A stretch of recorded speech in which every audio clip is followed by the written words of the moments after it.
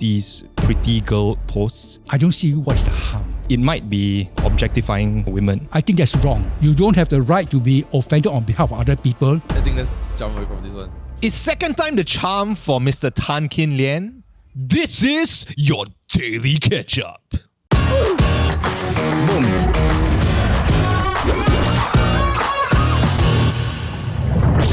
We are hiring! Yes, we are. So we have a bunch of new positions available for internships. All the information will be in the description box below, so go and check it out. Yeah, get in touch and hopefully we'll speak to you soon. And now, back to the episode. We're less than 10 days to polling day, and today we have former NTUC Income CEO, Mr. Tan Kin Lian. Welcome to the show. Welcome to the show. Hello. Yeah, and in case you guys didn't know, this is actually not Mr. Tan's first presidential election that he's been part of. Yeah, so that technically makes you the most experienced presidential candidate in this race. Yeah, that's true. With all due respect. I won't argue about that. But it is only presidential because Mr. Taman gone through many General elections. So, I guess my first question, right, one that I think a lot of people are thinking about is like, why do you decide to run for presidency again? Actually, I was looking forward to Mr. George Goh competing against Mr. Taman, independent of the government. Right. Mr. Taman has been so associated with the PAP, nobody would believe that he's independent. Because he was part of the PAP, he just left the PAP 1 month ago, and he claimed to be independent. He was actually hand and glove as part of the PAP. Yeah? Right. So Mr. George Goh was supposed to be the independent candidate, and I was quite prepared to say, okay, let him compete with Taman. And then later on, I saw in the internet some views that Mr. George Goh will not qualify according to the rules. Right. And then some very senior people start to talk about, it will be a contest between Taman and Kok Song. And both are, I consider, establishment candidate. So then I decided to put my application in. But Mr. Ng Kok Song is not politically affiliated, right? Okay. Now, it doesn't matter because he's part of the establishment. He's been working with Taman. He's been working with the government. Right. But NTUC also works with the government, right? Okay. That's true. But I left 15 years ago. I see. It's the time thing lah. I think 17 I mean, the other guy was 8 years ago. About there. Because I think if you look at the connections, technically, like Ng Kok Song has never been part of the PAP, but you were actually a member of the PAP party. I was a member of the PAP, but it was a very different PAP. How different? Like what has changed in your opinion? When I joined the PAP in 1976, and then 2008 I left. Now during the time I was active with the PAP, they were very much closely connected with working people, ordinary people. Now I myself have always been part of the ordinary people. I'm not part of the elite. But you are quite rich lah. I'm not that rich. We'll talk about that later. We'll talk about that later on. So I've always been part of the ordinary people. So when the PAP start to move more and more towards the elite, leaving behind the ordinary people, I said, okay, that's time to break away from the PAP. So would you say that you are somewhat unhappy with the current ruling party? Yes. Okay. I think they are not in touch with ordinary people and become, I will come and say, quite arrogant. Right. That means they work among themselves, they think they know the answer, and when things are not working well, they will find some ways to justify. So I think that's no good. Right. I don't know about the behind the scenes, but it sounds like you are very politically, I guess, invested in Singapore, of course, and which is why you're also running for presidency for the second time. Have you ever had thoughts about running for the general elections? Of course, the non-PAP party would love to have me. My family objected. Oh. Very serious objection. Right. Because they are worried their career and their business will be affected. Wow, okay. Now, this is a real problem. It's a very serious problem. They supported me in the presidential election. And then after that, they also get, I will use the word harass, Okay. ridicule, harass and ridicule. Right. I would say not all Singaporeans, but some have a very nasty streak in their character. They will ridicule you for nothing, you know. They just enjoy doing that. So I also go through that harassment. Sorry, this was during your presidential election. After. Oh, okay. After, and it's 12 years. It's for 12 years. It's no fun. And therefore, I was quite happy when George Goh was going to be independent. I says, okay, let George handle that. Now, can you just ask me, what about this pretty girl incident? For sure. You want to show me how long your list of questions? So the one thing that has kind of come in under fire in particular are these pretty girl posts. So you mentioned on the news that like you feel like people are attacking you or like it's a smear campaign. Let me give you the facts. Okay. I got 65,000 followers, and some of my posts reach 100,000 people. Very simple posts, it reached 100,000 people. Like fishball noodles and stuff. For some strange reason, whenever I post stupid things about food, So you are gaming it also lah. You know what works for your audience lah. oh no, I know because I see the numbers. Yeah. I see the numbers. The girl, pretty girl post was part of that strategy. I went to a bakery shop and the shop assistant, she was quite friendly and attractive. So I just come and say, because this is a pretty girl, I'm coming here every week. I don't see what is the harm. Personally, to me, I think that I kind of have an issue of that it might be on the range of objectifying women. And Aware also did release a statement about this. I ask you to ask Aware, please identify which posts were offensive. No, but so this No. So I wanted to ask Aware, please identify which posts were offensive. I went to Apira Mall on Saturday, Hey, nearby. and they have got a hammock sale. Oh, hammock sale. Yeah. And I see, hey, these are young people, mostly girls. So I take photos to say this is the hamper sale, not of any individual, but the whole place, you know. And of course, there are some pretty girls there. I said, we've got some pretty girls here and some handsome boys. That is taken to be, I am objectifying women. These were all taken over a period of 7 years. Yeah. Why were they not raised when they came out, you know? Okay, so you only want to raise it because I'm a presidential candidate, right? But You have got a certain, malicious motive. Maybe a few felt that uncomfortable. I don't know why they should feel uncomfortable, because they were not in the picture, you know. yeah. If they were in the picture, they say, oh, that's me, you know, I'm feel uncomfortable. It's a thing now. People get offended on behalf. I think that's wrong. Yeah. You don't have the right to be offended on behalf of other people, and you impose your view. You know? So, one person then sent all this photo to the media. And he says, this is what Mr. Tan is. Do you want a president like that? Right. This is terrible. This is terrible. And the media asked me, you know, do you want to respond? I said, this is rubbish. This is rubbish. It's a person's opinion. What makes a person's opinion so great when 100,000 people don't feel offended? Why must you play it up? Okay? Then from there, somebody will make a TikTok video and you went viral. Okay? Now, at first I thought it is caused by just somebody who feel offended, because a lot of people will treat this as quite fun, quite lighthearted. That's my view.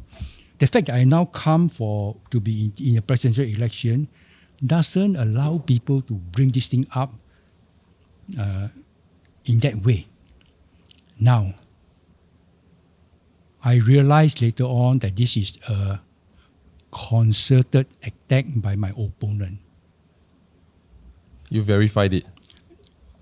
Or you have reason to suspect. Right. It's quite obvious. And editor of the mainstream media blow it up. We should stop collecting more GST. I see. Right. Definitely. We should even reduce GST. And I the see. best way is we scrap GST. What? Hold up! Let us know who you are voting for this presidential election in the comments below. Now, back to the episode. You take a look at the one by the Today paper where they put the presidential election council say, if we knew, we would have taken a different decision. Right. This is making judgment without a proper hearing from me. I think it's very bad. So it's clearly to me a concerted effort by my opponent to bring me down. It's heavy suspicion, but the world that we do live in right now, whether or not we agree whether it's right to be offended on behalf of someone else, people do feel that way. And so These are malicious people. These are malicious people, and you should not tolerate that. I understand that, and I actually And you cannot say this is now the habit. Then we have to live with it. Okay, so that's my view. You may not agree that's my view. Yeah. No, I actually agree to some extent about like a lot of this stems from wokeism in that sense. The problem is, I guess, a significant amount of young people are like this. No, I was young once or so. What were our concerns when we were young? Do you want to play wokeism or you want to talk about bread and butter? And of course, some people will go to wokeism as a way to escape. I don't know. Extreme activism because there is certain needs that are not met in some sense. Yeah, I think so. And I think it's the opposite. I think it's late stage capitalism where most of your basic needs are met, so you find trouble with other things in life. I don't think so. I don't think so. So I think that's your view. Okay, Sure. I won't argue with your view. You can dig into the past of anybody, and you can find something to quarrel about. Yeah. So you are being very selective because I'm seen as a threat to the preferred established candidate, and apparently the poll they conduct poll. They saw that I'm a very serious threat because I'm extremely popular. So what do? They set up an attack team to collect this, and they send to the media, and the editor have to publish this. This is a concerted effort. I got no doubt about it. Later on, I decided that it is not fair to him, so I withdraw that. Mr. Taman spoke to me today. Kin Lian, that's not fair. I'm not like that. That's what he said. I tell you, I don't believe him. But never mind. That's just a gut feel. He said he's not involved. He said, I will not allow any of my people to be involved. So because he's a very nice person, gentleman, I said, okay. I actually removed it before you talk to me. I actually removed the comment that before you talk to me. Because I think maybe I was very angry at this concerted effort. You ask me, will you continue to do that? I will say, no, I will not continue. Yeah. Therefore, you cannot go back to a person's past because the circumstances were different. Yeah. I think let's Okay. jump away from this one. Okay. Let's just know more about him as a person. Okay, sure. Yeah. I don't want to dig up bad memories, but in the 2011 presidential election, you garnered 4.9% of the vote. I should have done much better. When I entered, it was Tony Tan, Tan Cheng Bock, and me. The earlier poll actually showed that I was doing very well. The surprise came when Tan Jise, quite active in the political scene, and I was not. He was able to actually pull away the support of most of the Non-establishment voters. the anti-PAP voters. I see. Yeah. He was able to pull Yeah, I away. was trying to. Sure. and- You tried. The lesson was, to me, quite clear. Already, the non-establishment, the support is maybe about 30-40%. If you split it, you got no chance. So funny enough, we talk about Tan Jise, but in this presidential election, he's actually on your court, on your side of the ring. Tan Jise and me, we were never enemies. We were just two different people with two different way of looking at things. So when Tan Jise came in, I never take it personally. Yeah. Even when I lost because of him, Lee Hsien Yang's father-in-law, Lim Chong Ya, who passed away, I knew him. So I visited the wake, and Tan Jise was there. And Tan Jise talked to me, Kim Lian, you must stand. Because he knew that he don't qualify. Then I tell Jise, now you have to return my favor because you are asking me to stand. Yeah. Now I stand, Right. now you have to work Back for me. me lah. Yeah. Like, that is the secret of what happened. Exclusive. All right. In a daily podcast, you got very wonderful things never heard before. Okay. Yeah. Wow. But we're the Daily Ketchup podcast. We will But it's okay, like, But it's okay. Call it whatever you want. we will clip that for TikTok. So your family wasn't supportive of you to go in for like GE right after the presidential election in 2011, right? How do they feel about you taking part in this presidential election then? They objected. They objected very seriously. So it became a internal family dispute. I said, okay, let me do it on my own. It was quite difficult. It was actually quite a big sacrifice. And then This was your children, lah. my children and even my wife. I see. Okay. And my wife, because they want to live a peaceful life, Why go through the hassle all over again? The family support changed when George Goh was Deemed not, Not qualified. qualified. lah. qualified, and I was the only person. Then they realized that maybe they should give me the support, and I appreciate that. And then they come and give me the support. Otherwise, you'll look very bad if I go to nomination center today Alone. without my wife. So I think she's now doing her best. And when the media want to interview her, I told the media, please leave her alone, because to her it's quite difficult to adjust. Yeah. But my wife looks very pretty. She is. Of all the three Three? couples, Wow,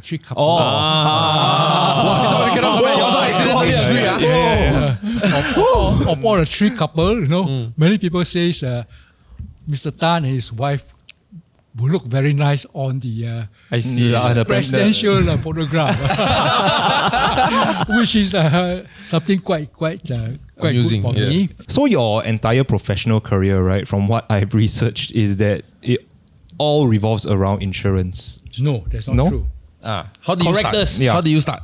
Okay, I left school after Sec 4. My family needed someone to earn an income. So I left and I became a clerk in an insurance company, earning $180 a month. Was that good last Back time? then, And noodles cost 5 cents. that was quite okay. It's not high. It was something lah. It was enough to give some money to my parents. And then I went to work in a company to do computer programming. Oh, this was not on the internet. Yeah. Computer The irony. programming. And I was probably a very good computer programmer. No, of course, because I'm very strong in mathematics. I see. Logic is my strength. I moved from there to spend another 3 years in organization and methods. It's a big trading company. So my role was supposed to help the company to have better business processes. And then I qualified as an actuary. After being a consultant for 3 years, NTUC approached me. We lost our general manager.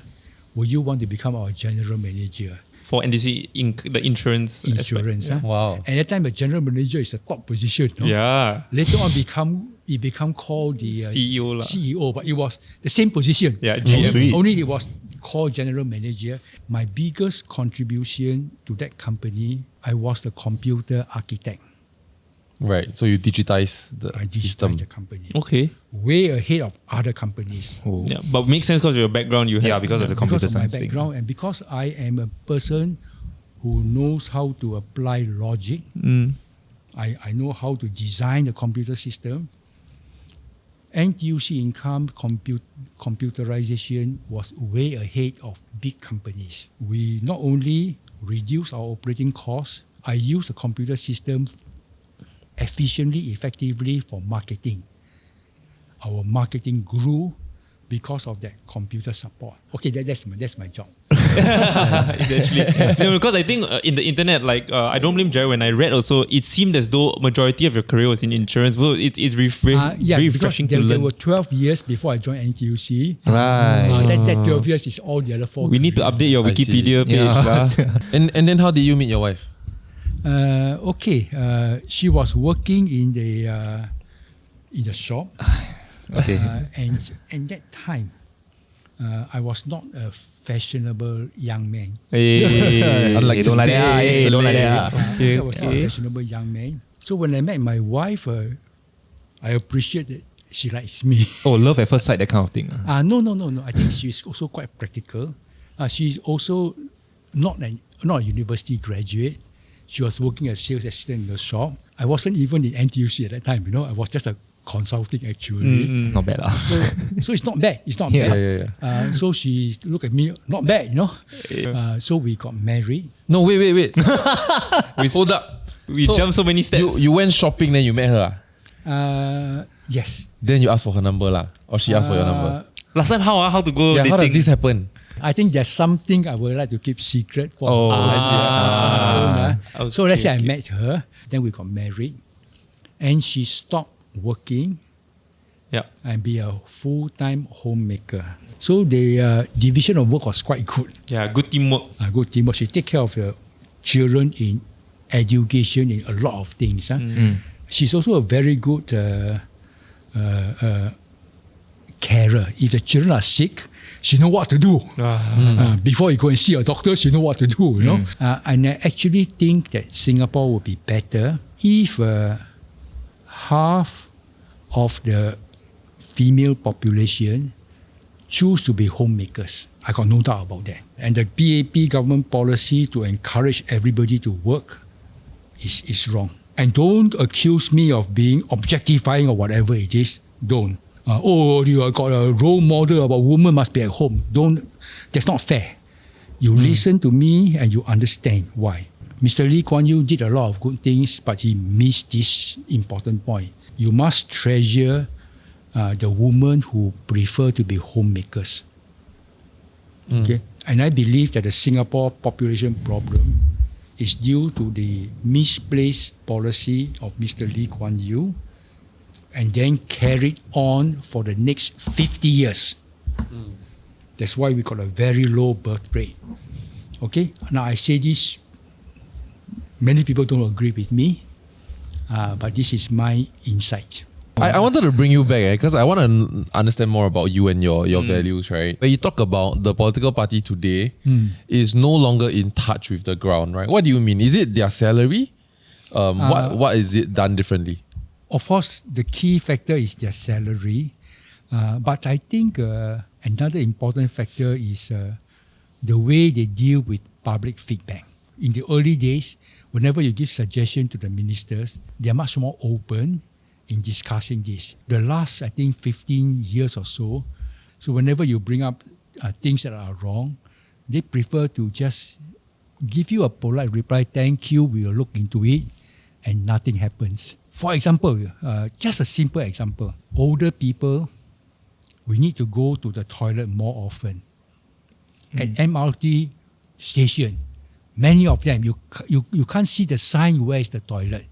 And that's my personal experience. Yeah. You just walk round and round, you don't know. So I get the impression they prefer that I go somewhere else to use the toilet. Right. I think that's bad. And this kind of feedback I gave, and nobody want to discuss with me the problem.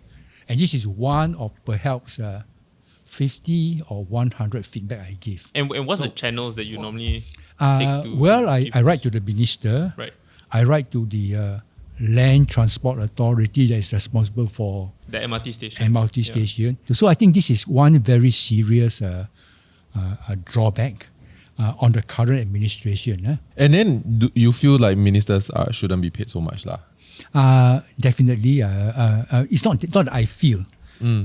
Most people feel, and in fact, the break between the people and and the ministers came when the salary were increased. Now, how come the salary structure won't make sense? What do you think is a fair salary structure? You look at the experience everywhere around the world.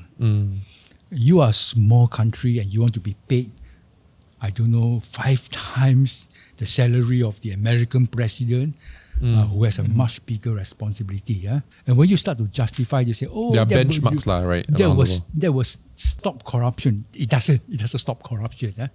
So the justification were not credible. So you think that if you were to be elected president, you would be able to elicit some kind of change in this structure that you don't agree with? Yes. Many people say the president only hold the key The and sign second key, yeah. approval. But that's a very narrow view. If I hold the key and you want money, not so easy get from me, I will not give you the money. So the president does have quite strong leverage. And don't forget, if I get elected, I have 1.5 million votes. How many votes does the prime minister have? How many votes does the minister have? Yep. I'm easily 20 times their vote, I think. Yeah, 20 times their vote. So therefore, I would carry... That's a good way to think about it. No, I will carry a lot of moral authority in talking to any minister or the prime minister. If you tell me I don't have authority, I can make life very difficult for them. But I don't want to make life difficult. It doesn't solve any problem. Yeah. So I pledge to work with the government, but I expect them to show respect to me. And I will show respect to them. Yeah. Why do you think they won't give you the respect? They have been respectful to past presidents, what? They've been respectful to past president who sign consent quite easily and who doesn't interrupt the policies. Please just do what we tell you, and then you can collect your salary and have an easy life. In that regard, right, because we talk about reserves and also wanting to make change, like the most recent example in which the reserves were taken was during the COVID relief packages, right? And in those instances, I think there was an urgent need to make sure that payouts were being made to like the people. So would you have, if you were president at that point of time, would you have done things differently than the past president? Definitely. During COVID, the president was very generous in granting the using the reserve, giving away the reserve. To a large extent, it was not well used. Not well used. That means there were abuse. I run big companies. I know what are proper use of money, and I know what can be abused. Like what? Wrongly used. For example, they gave wage subsidy to all the companies. Yeah. And the banks were making huge profits. And they got hundreds of millions of subsidy. It's terrible. I would not have done the way they did. I would certainly have advised the finance minister to do it differently. Because the finance minister was a civil servant. I run a big company, insurance cooperative. It grew 600 times, from 28 million to 17 billion. You don't have it growing 600 times unless you know how to run it properly. My experience in managing money, especially the reserve, and the use of the reserve, would be much better than the ministers. Right. Yeah, that's just what I say, but maybe I'm a bit too boastful. No, but you're campaigning also. You should run your campaign. There's a time to be arrogant. Now is not the time to seem humble. Then a lot of things don't say. Then next week, I want to say too late. So one question that I asked Mr. Ng Kok Song when we interviewed him is that he's more than qualified to manage the reserves.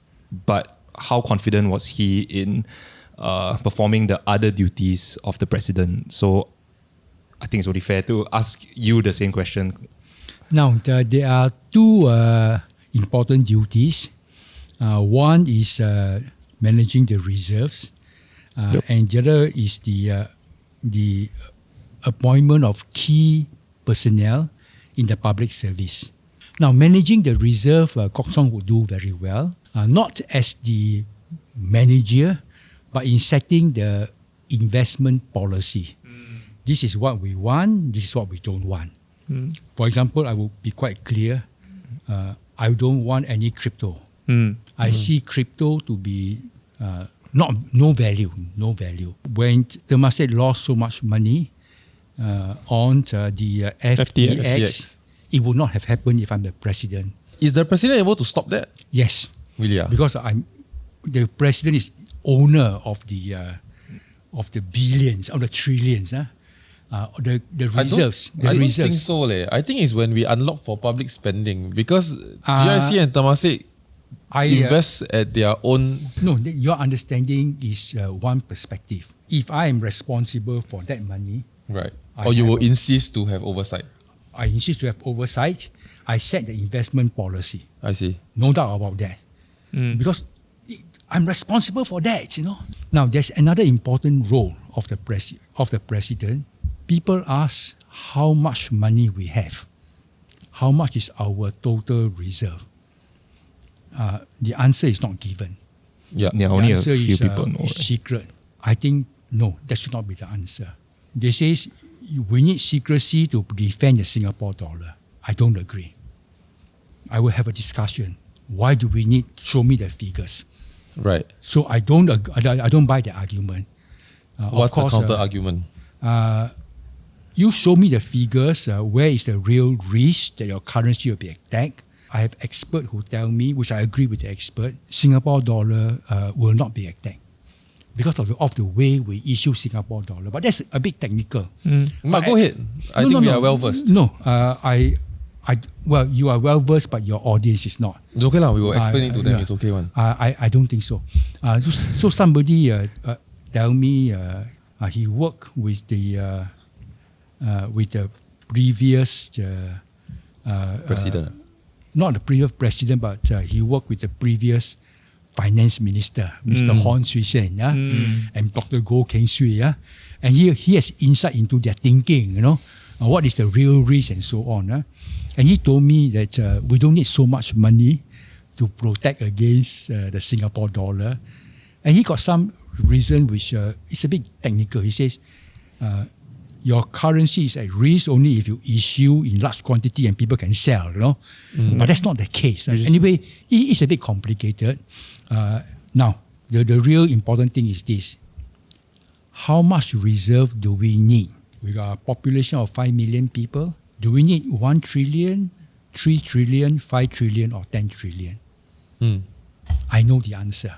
If, let's say, we need only 1 trillion, and we are now collecting more than 1 trillion, is there a reason to increase GST, which cause a lot of hardship? These are the things I hold different opinion from the current government. But can we discuss that though? And don't get me wrong, okay? I just want to understand how you think, right? Because it's and I just want to know what you'll do differently, and then maybe you swing my vote, right? No, but let's say we have a crisis like we had a crisis 2 years ago, right? Yep. If it's a once in a lifetime problem, right? Like for example, the Asian financial crisis together with the global financial crisis, it was quite far apart, right? Yeah. Fair enough. Yeah, but right? 10 years. Then from COVID, that was quite far apart. That's okay. But what if a couple years ago we had 3 COVID? black swans come together? Yes, sure. Or every year one. No, it doesn't happen. The probability of 3 black swans together doesn't happen. If it happens, the big countries would have gone down before us. And I'm a good risk manager, is to know what is sensible and what is not. And to plan for 3 black swans, Yeah. I think that is right. not necessary, and that's not the right approach. So you subscribe to the notion that there should be enough in terms of our reserve, whatever the number might be. Maybe we're not there yet, right? Oh no, we are already past. We're past that. Okay. So that there should be enough, and the excess of it continuously be reinvested, but all the earnings and surplus will all be poured back into the current generation.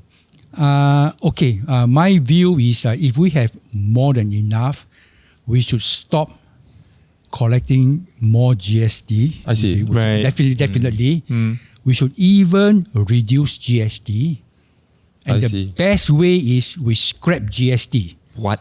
We can do that? No, the GST amount is not much. The GST amount is only $15 billion a year. Our real money added to the reserve every year is 30 billion. I mean, that's a number. Yeah, in terms of the 30 returns. billion. Yeah. And even though the 30 billion is counted, some of it is not properly counted. They put into some other funds, Yeah. and it's not counted. The accounting is not transparent and not fair. That means you are trying to fool the people. You're saying we are in deficit. That's not true. You are taking money to put into this EduSave fund and the Pioneer fund and so on. But which is spending what? Because it's committed money what? No. This is not normal accounting by any country standard. It's only the accounting adopted in Singapore. But it's spending that benefits. Because are you saying that initiatives like EduSave is not something that actually helps the people? No, EduSave is okay. You spend, let's say, 300 million on EduSave. You count 300 million, but they put in 3 billion for EduSave fund, for the next 10 years. Right. Because I see. amortization and years. You if you want to give 300 million, then you charge to the year is okay. But you're taking 10 times of that and put into a fund For 10 years. for 10 years. Right. But then next year they don't give ma. But then, They're spending ahead. no, I don't agree with that kind of accounting. I see. I think it is monkey business accounting. I see. I think that's my view. Yeah. I don't agree with that kind. And not only I don't agree, very few countries adopt this kind of accounting. We have to be more transparent. Cannot be Yeah. saying that we're in deficit when you're actually pre-funding your future years' expenditure. Right. No, I think that's not correct. But it's not a bad thing either, what? Normally, I don't want to say that, but because what's your name? John. Because John is a financial expert. No lah. Insists that I talk about it, so I talk about it. No, Yeah. But if you find that it's difficult to understand, you blame John. He's the one who make that line of argument. No, I mean it's just because I think very important, right? So I also campaign a bit, okay? So the Daily Ketchup is Singapore's most watched podcast, right? So I think we also have a responsibility, especially if, for example, a part of your campaign direction is to say that you will provide a hard check to the government, right? Because clearly independence is a very key part of your campaigning, that you have no political affiliation in the last 15 years at least, right? So since that is central to your campaign, and that you also are intending, I think I read some articles where you also intend to do things that like affect policy changes, for example, which are not traditionally under the scope of presidency. So I think it's also important, or our responsibility, to not just hee ha ha also, right? But to also understand your line of thinking in terms of these very serious matters. A very important line of thinking is, I don't think politics solve problem. In a political system, you got two parties, they spend most of the time fighting each other. Correct. They don't spend time on understanding what is the real problem and how do you solve the problem. So if anybody frame me as being doing politics with the PAP, it's not helpful. I'm not interested in politics. I'm interested in, do we understand the problem and how shall we solve the problem? And I don't want to be going out into the public and say, I disagree with Lawrence Wong. That is no point. Right. Yeah. This thing, the general public, they have to make their day-to-day living. They got no time to understand this. They don't receive $1 million salary. Lawrence Wong receive $1 million, I do. So we should discuss this. And if Lawrence Wong said that's the way to do, I said, no, I don't agree. Okay, he has the final say as a Minister for Finance. Yep. But if he were to be arrogant and have his final say without taking into account my view, when he needs money, he's going to have a lot of difficult time. You have anything else you want to say?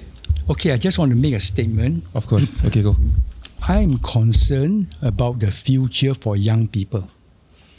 During my time, it was much easier. We got jobs, we got low cost of living, HDB flats were quite affordable. So therefore, I had a better time, even though it was 60 years ago. Today, younger people find a very difficult position, economic situation, and we don't need to have this economic situation.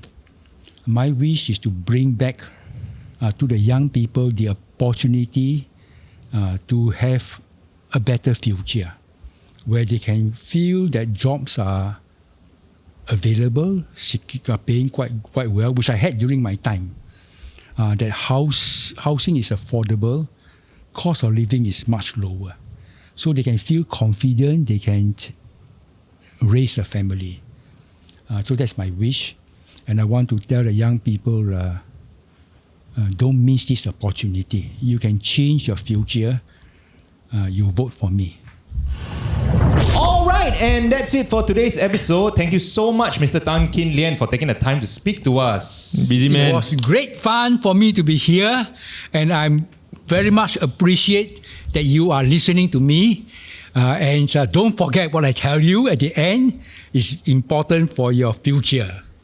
Well said. All right, thank you. And don't forget to like, share, and subscribe if you like this video. And we'll see you in the next one. Bye-bye. Bye-bye. My first date was a drive-in movie. Wow, I really wish Oh, that's so you had romantic. that, you know. That really Yeah. is so romantic. Yeah, that's Just- not You bad. remember the movie? What movie? I cannot remember the Greece. Just make the whole No, world that perfect. was before the days of Greece. Yeah. Right.